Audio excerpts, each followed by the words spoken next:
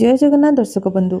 आज आम जाना चलित वर्ष 2026 सरस्वती पूजा केबे पालन करा जिवो एवं सरस्वती पूजा पाई शुभ समय कौन रहिबो। सनातन धर्म अनुसार सूर्योदय समय जो तिथि थाए ताकू आधार करी प्रायतः आमर सबु पर्वपर्वाणी पालित हुए। जनवरी 23 तारिख रे आमर चतुर्थी युक्त पंचमी रोचे एवं जनवरी 24 तारिख दिन आमर पंचमी युक्त षष्ठी रोचे।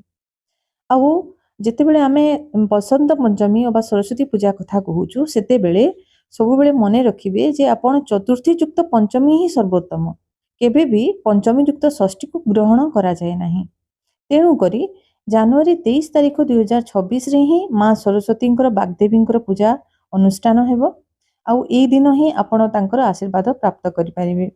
हिंदू पंचांग अनुसार माघ मासर शुक्ल पक्ष पंचमी को बसंत पंचमी अवा सरस्वती पूजा हिसाब से पालन करा जाए। एबे हमें जानिबा को शुभ समय जो शुभ समय आपण मां को पूजा अर्चना कले तांकर आशीर्वाद प्राप्त करि परिबे। सेही शुभ समय हैला जनवरी 23 तारिख दिन सकाळ 7:15 रु दिबा 12:50 पर्यंत। एही समय रे माँ सरस्वती पूजा विद्यारंभ एवं कौनसी नुआ कार्य आपण आरंभ करि परिबे।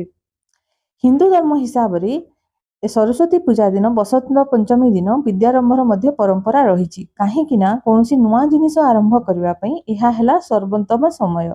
एही दिनटी एते शुभ जे आपण कौनसी भी पंजिका न देखिकी कौनसी नुआ कार्य आरंभ करि परिबे।